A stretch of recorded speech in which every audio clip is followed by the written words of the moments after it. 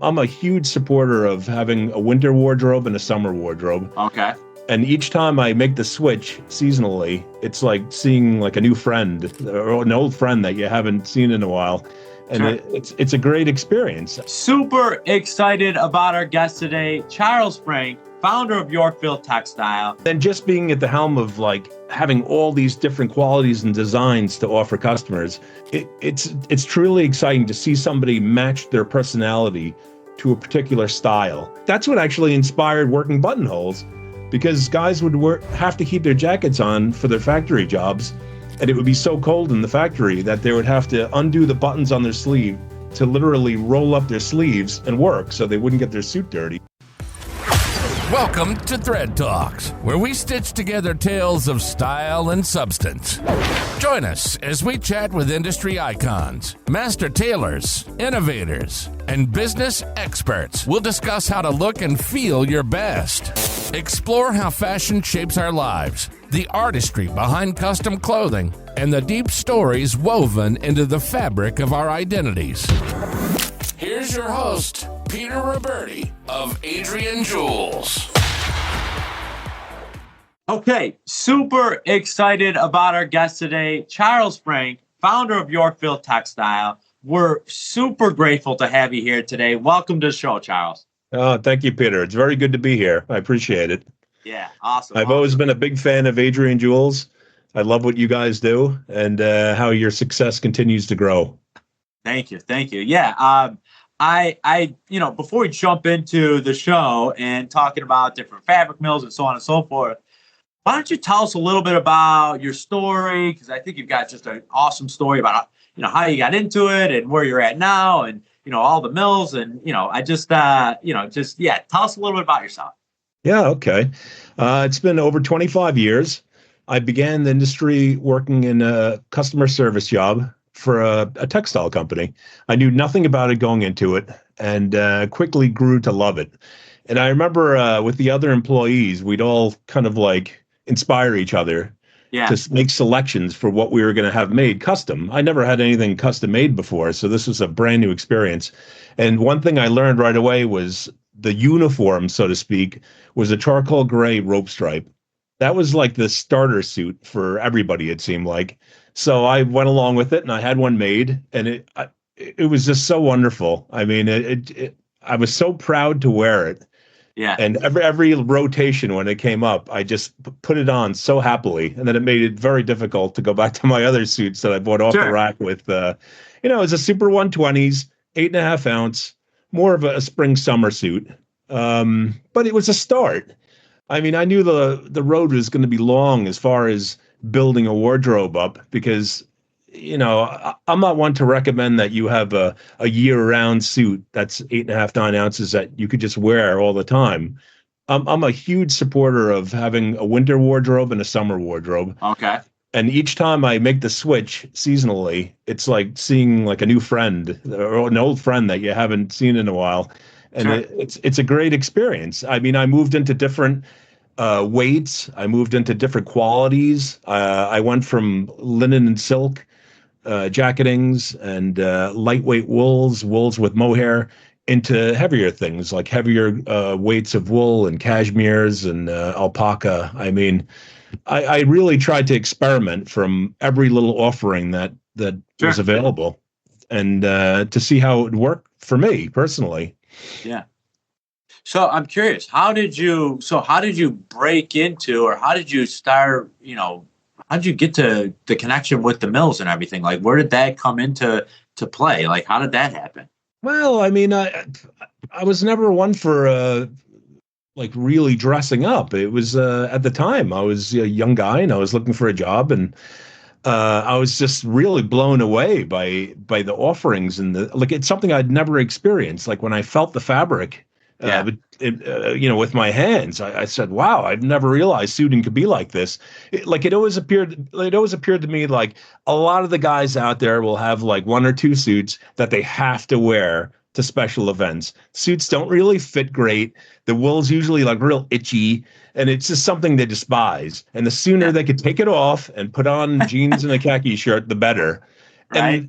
And the tables turn when you venture into the world of custom tailoring, because now you're picking something that expresses you pattern wise and something that you love to wear that feels so good. And then when it's tailored to you, you could move any way you want without any restrictions like you'd normally find with an off the rack suit. Sure. And that really makes such a big difference. And you could really get spoiled once you have a taste of that. Yeah. And it hit me very quickly. And I really appreciated doing it. And then just being at the helm of like having all these different qualities and designs to offer customers, it's truly exciting to see somebody match their personality to a particular style. And I don't mean only in tailoring, I also mean in the cloth designs. Like you're going to have some designs that'll work for one guy, but won't work for another guy. It really comes down to us. I mean, our complexion, our size. I mean, like you have some shorter guys, like I wouldn't recommend them wearing a bold window pane or having like big cuffs put on their pants or doing a 3-button jacket. I mean, those are more tailoring aspects, but cloth wise, I'd stay away from the bold window panes and stick more to like stripes, even bolder stripes that'll make them look taller. And if you're a real big guy, I probably wouldn't say like wear one of the plaids. That would make you even look bigger. Yeah. But again, it comes down to personal taste. I mean, but I think that's truly the mark of an excellent clothier when he's able to sit down with a customer, get to know him, know what his lifestyle's about, obviously see him and then make him offerings based on that. I mean, that's something I'm not even an expert at, because on the cloth side of it, I'm happy to offer clothiers a good selection, but ultimately they're the ones who are going to have to sell to their customers. So I mean, I have a great story. I just got to get this in before I forget. Yeah. Go. I had a female clothier, and she had a customer, really big guy. Yeah. And then it was summertime. Summertime was coming, and she said, "I want you to wear this cashmere silk blend." It was pink. And me and the big guy kind of looked at each other, and we were like, but I wasn't going to say anything. So he took her word for it and had it made. Wow. And then a few months later, she wanted to return it. And I said, "Do you want to return the fabric?" She said, "No, the jacket. He doesn't like it." I said, "Why?" She said, "He feels like he looks like Barney." I'm like, "Oh, that's not good." So that's a case where it didn't work because, I don't know, maybe the guy was too big. Maybe like a smaller stature guy with like a darker complexion could really pull it off. Sure. Yeah. I'm curious if we could back up 2 steps, because I know you said that you really like the seasonal wardrobe, like spring, summer, fall, winter. Like, why is that? Like, why should guys be thinking about that? Like, why are you so passionate about that in terms of the cloth? Well, right now, what I prefer and what I'm seeing is really being trendy is in jacketings and suiting, a wool, silk, and linen combination. And I think it's just such a great mixture. I mean, the wool's helping you keep its shape. The linen's keeping it where it could breathe, and it's not like so hot when you're wearing it out. I mean, let's face it, we go out sometimes and it's so hot out. I mean, wearing a t-shirt's too hot, let alone putting on a shirt, a tie maybe, and a jacket. So I definitely think, you can't get too light, because if you go like light, like 6 ounces or something, then it's not going to have the same kind of body that's going to... Doesn't have the right enough body. Yeah, it's not. I mean, everybody wants lighter, but you need some meat in there. And I think linen's such a great offering for that, because it breathes so well and it tailors up nice, but it needs to be mixed too. You could also go 100% linen, but then it's going to wrinkle a lot. And some people say, I love linen, but I don't like it wrinkling. I mean, you can't have them both. I mean, that's why I think the wool, silk, and linen is a perfect combination. Or you could just do silk and linen. And the silk gives it like a nice strength, a nice body, gives it a nice sheen. I mean, it just makes tremendous garments for the summer. And then you could go one step further and like maybe do like a lining that only comes up halfway, like I did with this jacket. So the bottom has no lining and it just goes over the shoulders. So it's still like easy to slip on the jacket, but then there's no more lining on the bottom to keep the heat in. Now, let me ask you a question, because I was with a guy was in yesterday, and he was talking about spring, summer, he wanted mohair, mohair, mohair, mohair. Like that's, I think he must have, and again, I love mohair and I like it for spring and summer, but I think he must have saw it on a form and, felt like he had to get it. So talk to me a little bit about, because I tried to explain to it, but I'm curious how you might explain like why, the benefits of mohair and how does that play into the spring and summer? Well, it's funny you should say that because mohair happens to be my favorite quality in suitings. It is. This is actually a wool mohair suit that I'm wearing right now. It's 8.5 ounces. It's about 20% mohair, which is, to me, just the right amount. Mohair gives it such a crispness that it really withstands wrinkling. And I mean, the crease in the pants have been there for the longest time without having the suit pressed. So after a full day of wearing it and heat and humidity, I could take it off and put it on a hanger, put it in the closet, and the next time I reach for it, it'll look like it just got pressed. And I mean, the one drawback, I think, from what I hear from customers, is saying that it's not as soft as they'd like it to be. Like a lot of times they want to have like taste. Right. They want to have super 150s, super 160s, and they want it to feel like pajamas, which I totally can relate to. I like that too. But I think with mohair, it's just going to give it that little extra body that makes it just look so crisp. And so is it mostly for like suitings and pants or jackets or both? Both. They're putting it in. I'd say firstly, it would probably more for suits. That's what I would say. Yeah, like with mohair, you're typically not going to see too many like fancy designs or things like that. I mean, and it has all these different properties. Like it wicks away moisture. It could really I mean, it all lends itself to the fact that it just has a great wearability, and to me that means so much because I personally wear my clothes like very hard, and I need it to last. And that's one thing with mohair. It's a very strong fiber. I mean, if you're tough on your clothes, this is a great, this is a great composition that you should be thinking about. And it's funny because mohair used to be so incredibly popular. And then when elastane and polyester blends started coming out, that started kind of pushing mohair out of the way because it was cheaper.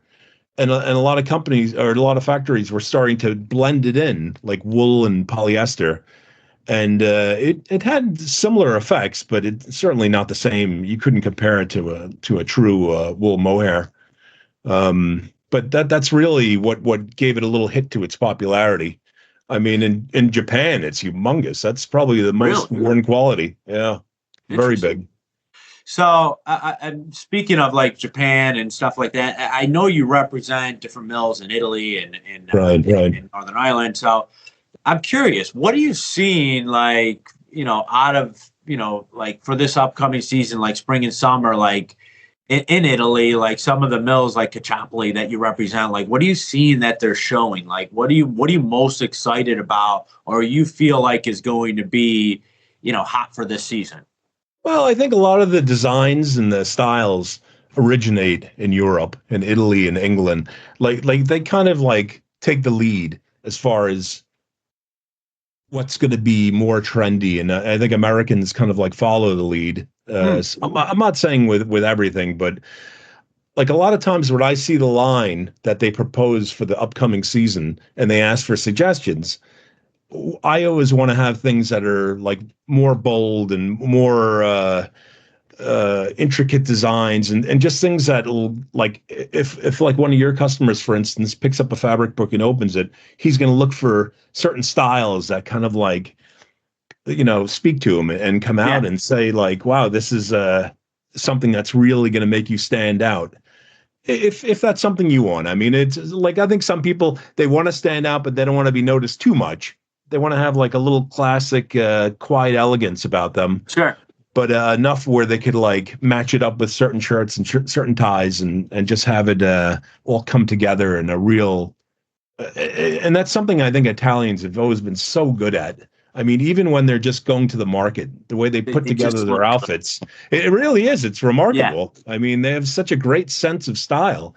Yeah. And, and I think Caciopoli in particular does very well because of that styling that comes through in their fashion, in their swatches, in the cloth that they make.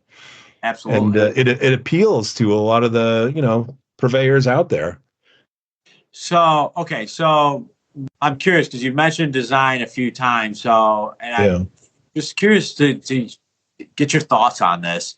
If I'm somebody that's coming in to pick out my custom suit, and let's take design off the table. Like, Okay. let's just say we're talking about a navy blue suit. Like, I'm just picking out a navy blue suit. Yeah. What do you feel like is like the other than design, what do you feel like is the most important things that somebody, if they're walking in to pick out a suit, should be thinking about? Like, what do you feel like are the other aspects they should consider from a cloth standpoint they should be thinking about? Well, it depends on what's important to that person. I mean, Yeah. they're obviously going to want comfort. They're going to want something soft that has a great wearability.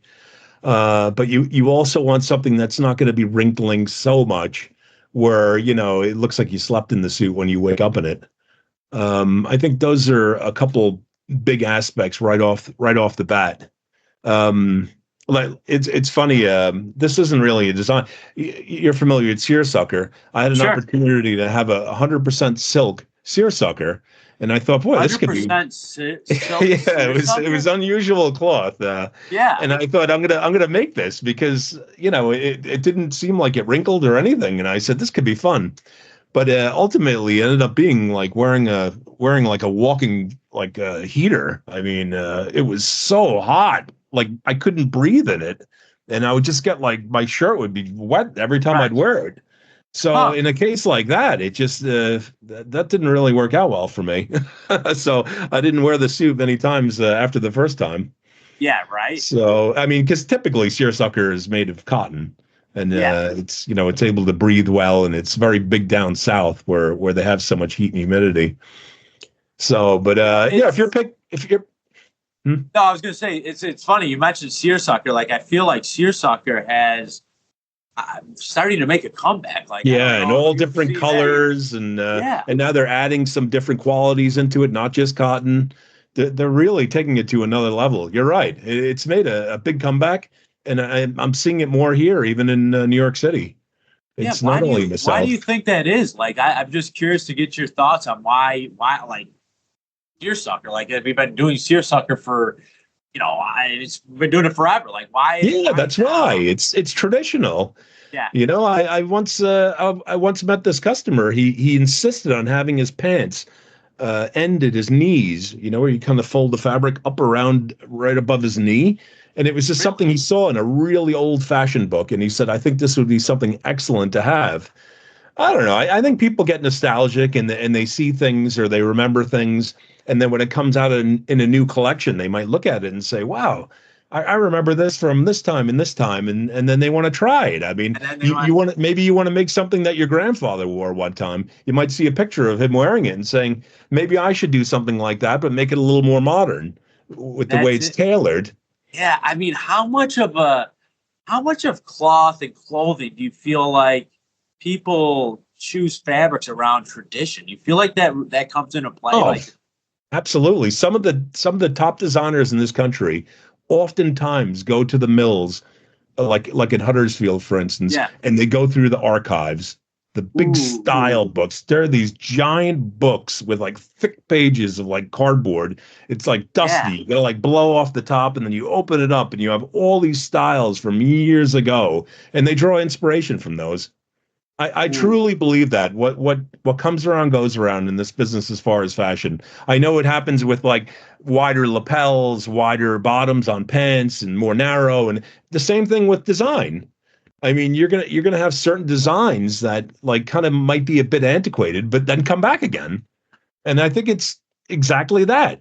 When you go back and look in time and see what people were wearing, and you think, wow, that would be kind of cool to wear now. It's like you have this retro feeling, and then when you put it on, everyone's like, wow, look at that. I remember that from and then next thing you know, that's new. So, I know, right? It's kind of going around. But the nice thing is each time it goes around, manufacturing gets better and better. I mean, cloth is just made so well nowadays, and it's made to last, and it's made to endure our lifestyles. And it's really remarkable compared to like the olden days where just everything was like a real heavy wool. I mean, that's what actually inspired working buttonholes, because guys would have to keep their jackets on for their factory jobs. And it would be so cold in the factory that they would have to undo the buttons on their sleeve to literally roll up their sleeves and work so they wouldn't get their suit dirty. And then I know another one, it's called surgeon cuffs, because doctors would also do the same thing. They would unbutton and then they would operate, and it was all in a quest not to ruin your suit, because back then a suit like that had to last you a really long time. Yeah. Some of the cloth we make now could last you 20 years, but some guys will wear it for 2 years and then say, okay, I'm going to get something else. And something different. I mean, I'm a victim of that. I've probably in the last, 20 years, I've had well over 100 suits. And then you kind of like, you keep the ones you like as long as you can until they fall off you. I know. And then other ones you wear a few times.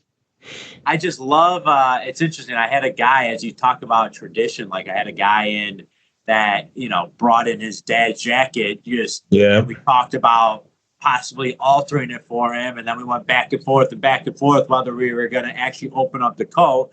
And ultimately we decided, we're like, let's just leave the coat as is. You know what I mean? Like, let's not work on it. Let's just keep it. And we're just gonna, because his dad passed away, and we wanted to keep the garment. He didn't want, it's a garment I think it was 33 years old. So it was the tradition. It was part of his, it was just part of his family. So he wasn't willing to get rid of it. So that's pretty cool. You know where they came up with the term trunk show? It's because merchants from Europe would come over and have cloth in giant trunks. And they would take it out, put it on the dock, and then open the trunks, and the tailors would come there and purchase cloth right out of the trunks. Yeah, and then that's where the term trunk show came from. I mean, obviously now if you're having one at Adrian Jewels, you're not going to have a giant trunk with cloth in it. Although it could be a good idea, let people pick right out of it. But I remember when I started in the business, I sold a tweed sport jacket to a customer in DC, and this is like over 25 years ago. Yeah. And I spoke to him recently, and he said, I just sold that length last week. It was over 25 years old. He had it in his archives on his shelf, and a customer came in and couldn't believe he had it. And he was like, oh, my God, you have to make this for me. And I said, how did it come out? He goes, beautiful. Yeah, it's a wool tweed. I mean, he couldn't be happier. It just goes to show. I mean, maybe there was a period in that 25 years where nobody was wearing anything like that. And suddenly now it's the greatest thing, Well, it's even like tweeds, like that's a thing. Like this past fall, winter season, ton of tweeds. And and it's not people that they don't feel like, when people think of tweeds, they think of all this, raspy, like itchy, but like they're doing it now, like you said, just the technology and the way that they're making stuff it's amazing. Now they have a wonderful hand to them, and beautiful. Oh, and you could do so much with it. You could put like little leather trim around it. You could do patch pockets. You could do all kinds of accents. I mean, the tailoring too is really advanced to just give so much more to a garment. I mean, and then the varieties of different types of linings and buttons. I mean, you could really make a piece of art. That's why I see it as. I mean, we're walking around wearing an art creation. And it is. I think it makes people feel really good about themselves, and they're in comfort. And I think it does a lot for self-esteem and just in general. Well, I mean, nowadays it seems like people aren't wearing ties as much, and I always try to wear one. Whenever I do, I just feel like I get noticed more. Like they treat you differently. Yeah, it's like, wow, look at that tie. You must be somebody important. It's well, listen. I mean, there's nothing wrong with dressing up, even when other people aren't. I mean, if I go to a baseball game, I even wear a tie, and why not? It doesn't bother me. I mean, well, that's what everyone used to do. Everyone are dressed up to go to the ball game. Right. I think it's going to come back. Maybe not like it was in the olden days, but it's definitely going to make its comeback where you're going to have ties again. You're going to have, I mean, like I said, what comes around goes around. What's old is new. What's new is old. I mean, it's, it's exciting. And it's like the pendulum swinging back and forth. It's like we try out new things. And I think it gets to a point where people just, they get tired of not dressing up and they miss it. I mean, the whole COVID thing. I mean, God, who didn't want to get some clothes made after that? I know. I couldn't agree more. After they lost the weight, of course. Yeah, right. So, well, listen, I feel like we could talk for another half hour. I love it. I love it. Just love chatting it up with you, talking about, just different trends and things that are going on in the industry. I love they talk about you hear about your passion and tradition. I just love it. I could be more grateful for having you on. I thank you so much, Charles, for being a part of this. Oh, listen, it's my pleasure. And I really enjoy the podcast. I look forward to seeing more in the future as well. Cool. Sounds good. All right, Charles, thank you so much. Cheers, thank you, man. Peter. Yeah. Good seeing you. Take care. That wraps up another episode of Thread Talks. To dive deeper into the stories and expertise shared today, make sure to check out the show notes for more about our distinguished guests and the exceptional craftsmanship at Adrian Jules Custom Clothier. Loved what you heard? Don't forget to hit 5 stars, leave us a review, and remember, dress to impress today. When you look great, you feel great.